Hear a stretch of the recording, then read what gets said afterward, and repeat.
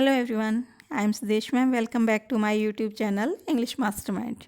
Today we will discuss the poem Meadow Surprises of 7th class book Honeycomb.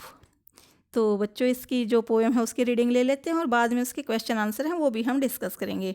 तो आपका poem name है मेडो surprises. मेडो होता है बच्चों चारागाह, जो घास के मैदान होते हैं, तो उसमें भी कुछ सरप्राइजेज होते हैं। तो पोइट हैं वो यही हमें दिखाना चाहते हैं कि नेचर की हर चीज़ में ब्यूटी होती है, हर चीज़ में कुछ सरप्राइजेज होते हैं। इवन मेडो में भी सरप्राइजेज होते हैं, उनको आप यदि देखने की आपके अंदर ऑब्जर्वेशन करने की शक्ति है तो जो पोइट हैं वो आपकी Lewis Brent Philips.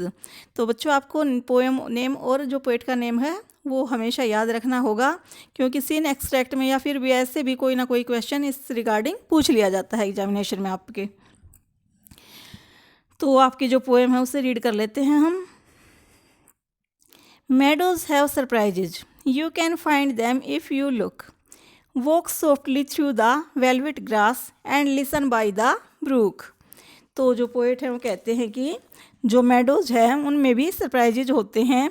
You can find them if you look, यदि तुम देखोगे, तुम देखते हो तो तुम्हें उसके अंदर सरप्राइजेज ज़रूर मिलेंगे। तुम्हारे अंदर वो कीन आइज़ होनी चाहिए, तुम्हारी आइज हैं जो एक्साइटेड होने चाहिए चीज़ों को देखने के लिए, उनमें ब्यूटी ढूंढने के लिए।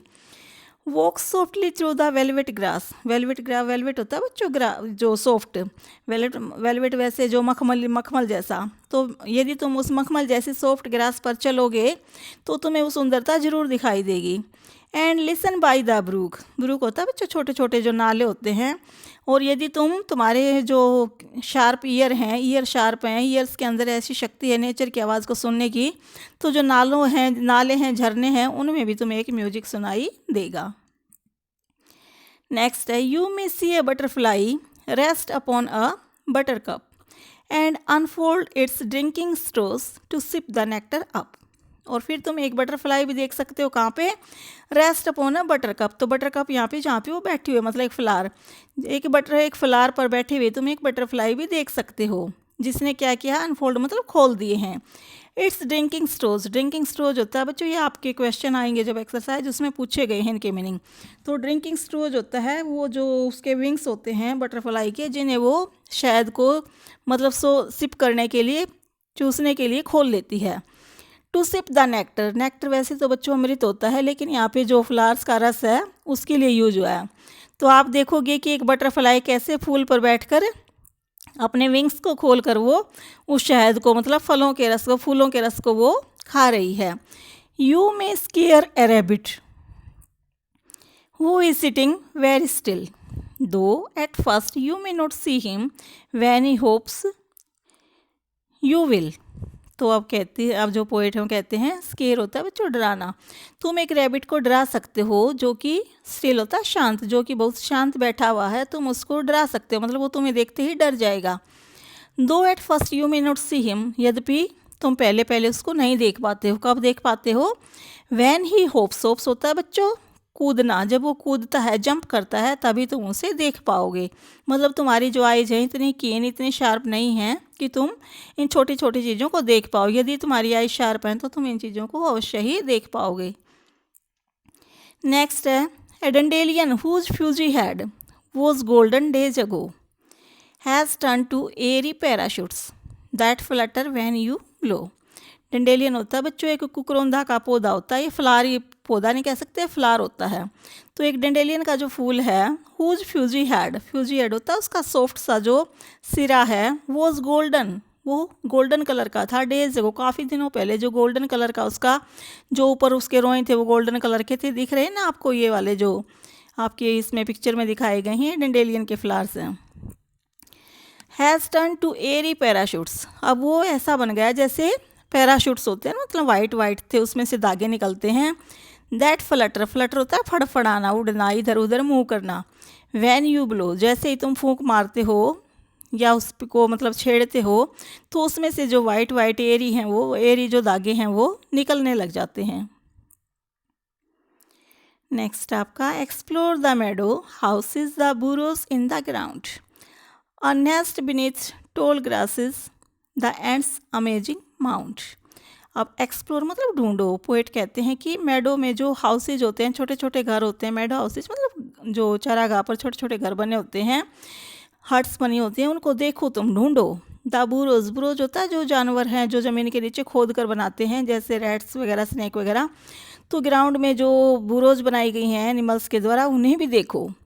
और नेस्ट बीनीथ टोल ग्रास, और जो लंबी लंबी घास है उनके नीचे बने हुए घोंसले भी देखो। The ants amazing mount, ends होता है बच्चों चींटी, और अमेजिंग माउंट होता है उनकी जो एंड्स के द्वारा जो कॉलोनीज मतलब उनकी जो रहने की जगह बनाई जाती हैं। देखा ना, अपने छोटे छोटे बिल होते हैं, उन पर रेत निकला रहता है और चींटियाँ निकलती रहती हैं। यदि तुम देख सकते हो तो जो एंड्स के छोटे छोटे उन्होंने जो बिल बनाए हैं वो भी तुम देख सकते हो। उनकी कॉलोनीज़ को कैसे वो ग्रुप बना के चलती हैं, ये सब तुम देख सकते हो। Oh, meadows have surprises and many things to tell. You may discover these yourself if you look and listen well. अब पोइट कहते हैं कि यस, मेडोज के अंदर बहुत सारे सरप्राइजेज हैं, बहुत सारी ऐसी चीज़ें हैं टू टेल, जो बताने के लिए हम, बहुत सारी चीज़ें हैं जो बता सकते हैं। You may discover these your self, तो पोइट हम पे खुद, रीडर पे छोड़ देता है ये बात कि आप खुद ढूंढिए उनको। If you look and listen well, यदि तुम देखते हो और सुनते हो, अच्छे से तुम्हें दिखता है और सुनाई देता है, तो तुम खुद ढूंढो उन्हें। नेचर की जो छोटी छोटी ये सुंदरताएं हैं, इन्हें खुद अपनी आँखों से देखो, खुद अपनी आँखों से नेचर का म्यूजिक सुनो। तो पोएट मैंने आपको स्टार्टिंग में बताया था, लोइस ब्रैंड फिलिप्स हैं। ये आपको ज़रूर याद रखने पड़ेंगे बच्चों। अब जो इसके वर्किंग विद द पोएम के जो टेक्स्ट के क्वेश्चन हैं वो एक बार हम देख लेते हैं। क्वेश्चन फर्स्ट है, read the lines in which the following phrases occur, then discuss with your partner the meaning of each phrases in its context. सबसे पहले तो आप जो read the lines in which the following phrases occur, ये जो phrases हैं नीचे दिए गई हैं, ये किन किन लाइन्स में अकर होते हैं, मतलब किन किन लाइन्स में आ रहे हैं, फिर इनके मीनिंग भी बताने हैं। तो वेलवेट ग्रास, तो ये आपका है वेलवेट ग्रास का मीनिंग बताना आपको। Velvet grass means the soft green grass. मैंने बोला था ना आपको जब पोएम रीड कर रहे थे हम कि इनके मीनिंग्स आपसे पूछे गए हैं। तो इसका मतलब है सॉफ्ट ग्रीन ग्रास, मतलब मखमली घास, हरे रंग की। सेकंड है ड्रिंकिंग स्ट्रोज। ड्रिंकिंग स्ट्रोज का मीनिंग है बच्चों, the organs of a butterfly for sipping the juice from flowers. Butterfly के ऑर्गन्स जिनसे वो सिप करती है, चूसती है, कहाँ से, फ्लावर्स का जो रस है उनको चूसने के लिए जो ऑर्गन यूज करती है उसको बोलते हैं drinking straws. Meadow houses, meadow houses means small living places in meadows. Meadows के अंदर जो छोटे छोटे रहने की जगह बनाई जाती हैं उनको बोलते हैं meadow houses. Amazing mount, amazing mount होता है जो, अमेजिंग माउंट होता है बच्चों जो कॉलोनीज बनाई जाती है एंड्स के द्वारा, चींटियों के द्वारा जो छोटे छोटे बिल बनाए जाते हैं उनको बोलते हैं अमेजिंग माउंट।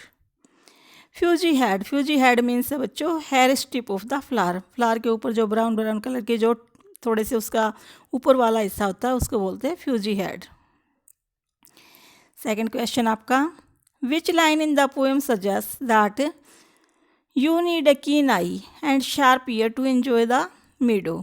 जो कौन सी लाइन है पोएम में जो ये सजेस्ट करती है कि यदि आपको नेचर की ब्यूटी, एक चरागाह की ब्यूटी देखनी है, तो आपको कीन मतलब एक्साइटेड आई चाहिए, उसके लिए शार्प ईयर चाहिए उस म्यूजिक को सुनने के लिए। Read aloud the stanza that contain this line, उस स्टेंजा को आपको रीड आउट करना है। तो you can find them if you look, इस लाइन से तो ये लुक है तो मतलब आइज़ ऐसी होनी चाहिए, तुम सुंदरता ढूंढ सकते हो यदि तुम देख सकते हो। And listen by the brook, और जो नाले हैं उनके जो पानी बहने की आवाज़ें हैं उनको तुम सुन सकते हो। तो ये जो दो लाइन हैं, suggest that we need a sharp ear and eye to enjoy a meadow. तो ये लाइन है जो ये शो करती हैं कि हमें एक मतलब जो कीन आई है और शार्प ईयर है वो चाहिए होते हैं अगर हम मेडो की सुंदरता देखना चाहते हैं, उसकी ब्यूटी को निहारना चाहते हैं। तो हमारी जो आईज हैं वो एक्साइटेड होने चाहिए और हमारे ईयर्स के अंदर इतनी कैपेसिटी होनी चाहिए कि छोटे से छोटे स्मॉल से स्मॉल म्यूजिक को हम सुन सकें। तो बच्चों ये थी इस पोएम की एक्सप्लेनेशन और इसके क्वेश्चन आंसर। आपको वीडियो कैसी लगी थी, अच्छी लगी तो प्लीज़ लाइक करें, शेयर करें और मेरे चैनल को सब्सक्राइब करें ताकि आने वाली हर वीडियो की नोटिफिकेशन आप तक पहुंच सके। Thanks for watching my videos.